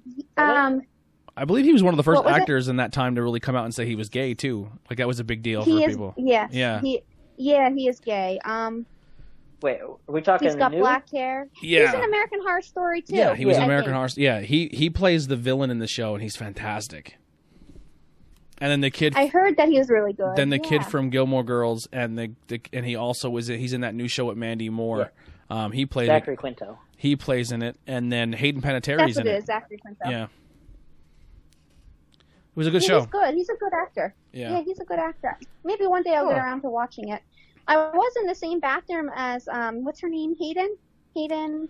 I heard she's so tiny. She's so little. They said she is. Yeah, she's small. She was at one of our first cons, and she played a cheerleader that couldn't die.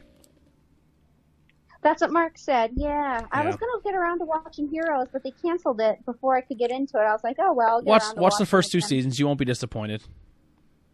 I heard it got bad after that. It did. The writer's strike ruined that show because the writer's strike happened, and that's when they didn't know how they were going to do it, and then new writers came in to write it, and it just went off the rails. But the first 2 seasons are fantastic. Yeah. Such a good show.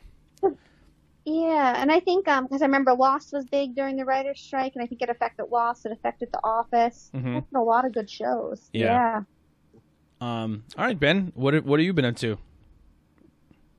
Well, I have been playing Animal Crossing. I'm pretty much getting to the point where I have to just collect some odds and ends. Like, I didn't get a fly yet with laying your garbage out, but I did get the peacock butterfly just today. I caught like 5 of them due to the fact I have so many flowers floating around the square. There you go. Pretty much I'm like kind of wrapped up with all the fish that I needed to catch at this point, and then and all the bugs as well, like I said, except for the fly. I did try Mega Man 11 playing that, and man, the transition is a little rough. I mean, it's like, imagine putting a skin on an old Mega Man game, and then a new skin on an old Mega Man game, and then they have like these new power gears that you can do speed and power.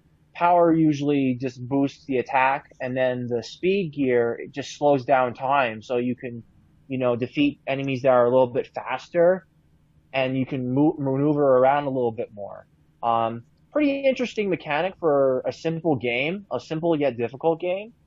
I kind of I rage quit a little bit, but I'm gonna work on it for the most part.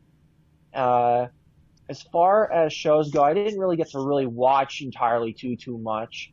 Manga wise, they're doing that this Sunday, so I'll be thrilled to catch up on some of my manga series like Black Clover, Demon Slayer, Chainsaw Man, those kinds of series.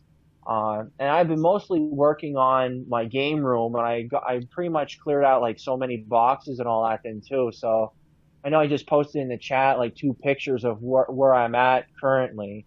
So I'm really psyched to really work on that, since I don't have internet yet from my work, but I got Service Electric to come in. They're like, hey, we're going to come in Thursday between 9 and 5. I'm like, okay, I will do that.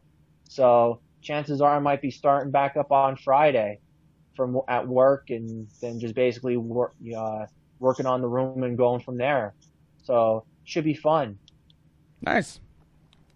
That is nice. I'm gonna be looking into getting like enclosed bookshelves and really showcasing a lot of that collection in there. It's gonna be like a little mini museum when you walk in there, because you're mostly gonna see all the games into it, but then when you go into the actual closets, that's where the library is gonna be. You can actually pull out like the different books. Like, I'm gonna have like all the issues that I've subscribed to like Nintendo Power, Game Pro, Electronic Gaming Monthly, Tips and Tricks, PlayStation Magazine, even Xbox Magazine at some point then too. It's just gonna hit you so hard, and it's just gonna be all collected in one little room, and you're gonna be like, you're never wanting to leave. So I'm really psyched for that room, and I'm want to do big things with it, pretty much. Awesome. Awesome. So I've been watching on Netflix. I've been watching this show. I didn't finish it, but I got up to see episode 3. The TV show called Brew Brothers. It's about two brothers who rival each other in making beers, and they open their own brewery. And one brother opens it, and the other brother kind of ends up crashing it. One brother's a pretentious beer guy, and the other one's kind of an open beer guy, but makes really good beers. And it's made by the same people who created The League. So if you like that style of humor and comedy, Brew Brothers is right up your alley. You may see some League guys make some appearances in the show. But it's really, really funny. It's a really good show, and it's all about craft beer, and there's a lot of funny craft beer jokes. And it's one of those things where you don't even need to be a craft beer fan to enjoy the show. And I think that's what the writers of The League did. Like, Heidi knows zero about football, but she loved The League. She loved, like, Nikolai. Nikolai loved The League. I loved it. Didn't know shit about football. I have a Mr. McGiblets suit. Yeah. Like, now, if you are a fan of craft beer, if you are a fan of football, you will understand more of the jokes and you will understand more of the humor, but you can still not know anything about that and still enjoy that show because it was done so good. The League was fantastic. But yeah, the creators of The League. Yeah, the creators of The League made Brew Brothers, so that's on Netflix. And then because for some reason I just find ways of Netflix getting me stuck into their reality TV shows. First it started off with The Circle. Oh my God, The Circle. And then I watched this show I tried watching this one called Love is Blind. I hated it. I absolutely hated it. I was like, this is the stupidest idea ever. I don't like it. I stopped watching it. And then I watched this one last night called Too Hot to Handle. All right.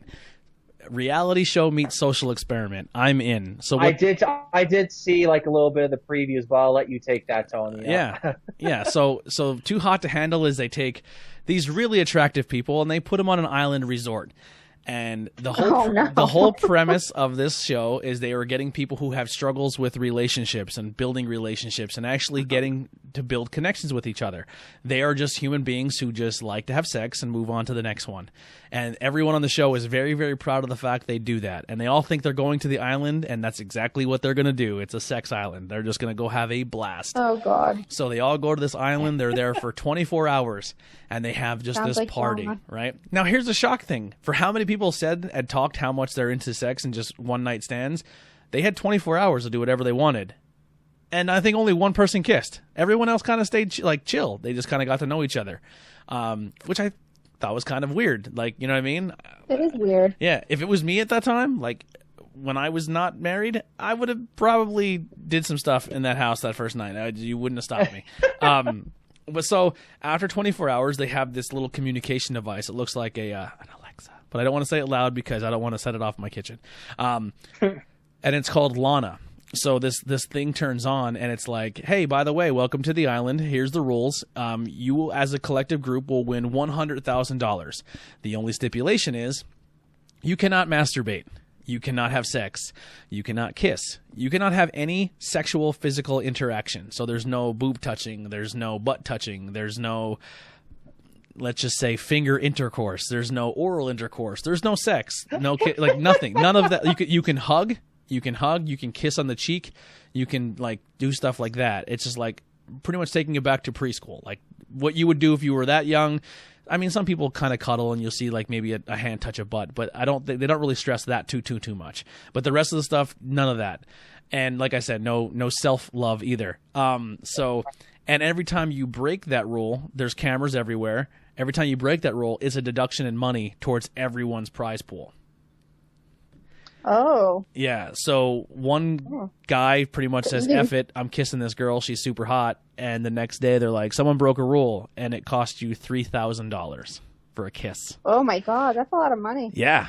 So I bet he pissed everybody off. Yeah, so there's people on the show who are just like, F it. And some people hooked up into couples and kind of not hooked up, but some people kind of sprouted off into couples and started building relationships and making connections without having thing. And there's some people on the show who are just like, nope, I'm just going to stay here, stay to myself. But they did play a part in other people's growth. But it's honestly like everything about it seems corny and cheesy and stupid, but it was a good show. And Ben, I know you like looking at butts. Check it out. There's a few on there you'll be a fan of. There's 2 or 3 girls in the show. Heidi only watched the very last episode. episode with me, and the one girl walked across camera, and Heidi's like, Jesus Christ, good for her. She's like, whatever she's eating, I need to put that in my diet. Yeah. But like I said, everyone on the show is like, they're just super, like, they're just really good looking people. Like, everyone, like, no one took their shirt off and had a dad bod. Like, yeah, it was fun. It's a decent watch. It's only 8 episodes. But it was all right. I kind of, Netflix is kind of getting me on these social experiment stuff. I'm becoming a fan of them. I think they're a good time. Did it work out, the social experiment, or was there like a lot of like fighting and drama? Or? There was drama. There was fighting, not crazy fighting, but there was arguments and fights. There was some people who were only there to be scumbags and didn't learn any lessons. And then there was some people on there who. Sorry, I had a beer burp. Had learned very valuable lessons, and there was growth. There was people who broke rules. We'll say that there was some rule breaking. But they, there's one person on the show who cost everyone roughly around about $32,000. Oh my God! Yeah, that's a lot of money. Yeah, I would have drowned her in the ocean. Yeah. Like, bitch, can't you just keep your lips to yourself and everything else? Just Jesus Christmas, stop it. She looked like a fake Kardashian. She looked like not a fake Kardashian, but she looked like she could, like, her look was very inspired by the Kardashians. And she's like an Instagram model who gets paid to be an Instagram model, which, Jesus Christ, can I live that life, please? I'm going to start doing crunches right now, and I still probably wouldn't even be considered. There's girls that are on there that, like, the one girl I know for there's sure, girls and guys. like, let's be real. There's both. Yeah, there's people who get paid to be attractive. The one girl though, the one girl, dude, she like runs workshops and stuff, and she like shows her bank account. She goes, "I made about 70 grand this week," and I'm like, "What the, like what?" Like how? She's one on of the Instagram. Yeah, apparently she does it. Yeah, it's nutty. Wow. A few booty pics can put you in a good place in your life. That's There's insane. There's a lot going on there. Put it that way, Bree. Put it that way. Yeah, the internet's a weird place. Yeah, clearly you see what I look at on Instagram. Yeah. My friends' pages and celebrity pages, nothing else. Yeah, I have No Kardashians. My Instagram is just filth. I'm probably going to hell just because my Instagram. It's pro wrestling, dogs, and attractive people. There's some video game stuff in there, and most of it's probably video game related. It's a girl in a cosplay costume. The video game wise, I really haven't been doing much. I wanted to pick up a game and started this week, but I haven't. I've been really, really busy with the podcast when it comes to the interview with everyday people side. I'm recording, I think, 2 episodes a day for the next 2 weeks. And now the quarantine has been pushed back to May 9th, so I have a few more weeks where I may push a little harder. The way it's looking right now, if every single person I have booked records a podcast with me, I am filled until I have enough content from now till every single Monday from now until October 5th. Oh, there you go. Yeah, That's it's good. a lot of content. So, so I'm really pumped about that. I think it's gonna be fun. So I can pretty much I only have to really focus on 4 podcasts now because I'm gonna be dropping one because I don't have to really do anything with it for a while, and then I can just focus on the new football one. I can focus on Not Cool in High School and Banging Beers and the other one. Banging Beers, I don't really have to do much prep work. It's just kind of getting a beer and hanging out and talking to one another. But, video game one, it kind of comes natural because it's kind of what I'm into already. But I do want to pick up a game. I do want to finish a story mode of a game. I think I'm just going to I'm going to grit my teeth and I'm going to get through it. I'm going to just find a game this week and just play it through and beat the story. I'm not sure exactly what one yet, but I definitely will get one done in between playing Call of Duty and Animal Crossing. But yeah, that's really all I have. We did hit we are in the hour 35 minute mark, so I think that's enough for a show. I think we nailed it. No topic once again. Fair enough. We're still trying to figure out the flow, and there's a few people who flow in and out, and this whole phone thing kind of has it all screwed up, so we do go a little longer on certain topics. But I think, listen, that's what we're here for. We're here to talk about what we're into and and maybe give you a pointer and a push in a direction to maybe go check something out. If there's something we missed or something you want us to talk about or maybe watch or go check out, make sure you leave a comment. Go to our Facebook page, go to our Instagram page. Let us know what you want us to watch, and we'll review it, and we'll give an honest assessment of it. If there's something you want a certain person to watch or read up on or play, to be like, I challenge Ben to watch this show, and we'll try to make it our best for that person to do it. And we'll add that dynamic to the show. So a lot of it comes down to you guys as the listeners. If there's something you're like, hey, man, I think this would be a really good thing for this person on the show to watch because I've been listening for a couple weeks now, and I think this person would really like this. We'll give it an honest shot. So definitely give us some comments, give some feedback. Go over on the Facebook page, let us know. Message us privately if you really want to, or you can check us out on Instagram as well as Twitter at IWEP Network. That'll wrap it up for Not Cool in High School. Anyone have anything they want to put out there in closing? We'll start with Nikolai. I mean, no, not really. I mean, I did a logo for you today. Yeah, something. The brand new logo. I will reveal that when the show comes out. I'm actually going to take that logo. If you can actually email me that logo with the one with the background blurred out, so I can I can put that on the Teespring. Yeah, I'll get to that. And if you could do the old one as well, just kind of do that image quality bump if you're able to do it, and send that one to me too. And then I can get that merch course taken care of tomorrow. But I'll reveal that new logo. The first logo is really, really good, and I really appreciate Noah for making it for me. Noah's a cool kid, 13-year-old kid who made a logo for us, but it's flirting with disaster because it could be one of those things. If we do get popular, or if the right person sees it, we can get flagged for it. The only thing we did was take a head out of it. We left everything original to the actual logo. Do I think we'll get in trouble for it? Probably not, but it's better safe than sorry. So we made a secondary logo. Which is nice for the merch page because there's more opportunities for you guys to pick out which one you like. So the new logo will just say it's Redskins inspired with a little mix of Pennsylvania because we are two Redskins fans from Pennsylvania who are doing this podcast. So that's all I'm going to say. Nikolai made the logo. Wait till you see it. Everyone who's seen it so far says it looks fantastic. So I'm really excited for that. And if you are someone who makes logos and you want to take time out of your day, let us know. And we always are looking for new ideas. I know when we first started these podcasts, we kind of kept the logos to look similar, but I am open to change them and come up with some new ideas.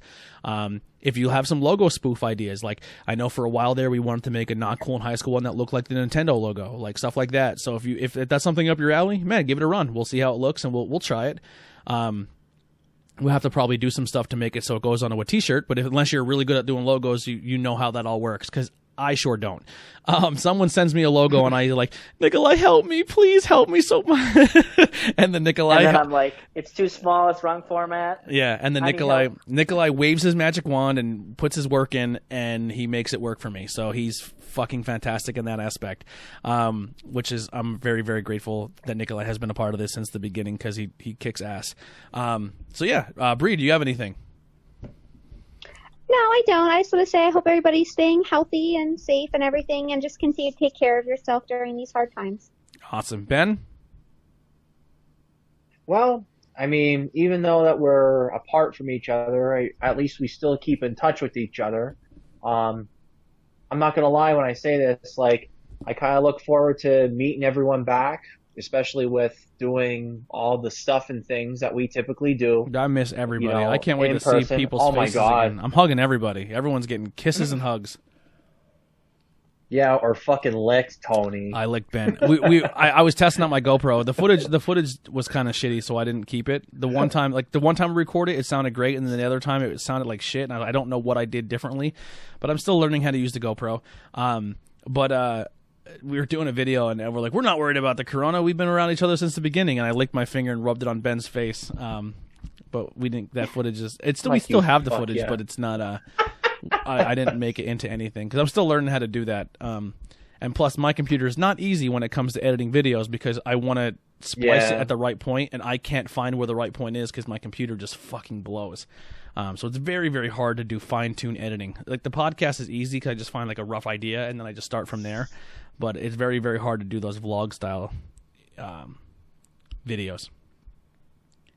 But yeah, so that'll do it for Not Cool in High School. Go check out the rest of our shows on this network. Thank you guys for the continued support. If you do watch, man, I'm going to be honest. I'm going to be as candid as I possibly can be. I'm hitting a weird rough spot when it comes to the content of the shows and when it comes to all 4 channels. Like, I feel in my heart that it could be better, but we're doing the best we can. But I'm at the point where it's just like, man, I don't know who listens. I don't really know exactly. I see the numbers, and I'm not saying I'm not happy with the numbers, but it's just like when you create something, and I'm sure Nikolai can definitely attest to this for doing this for a while.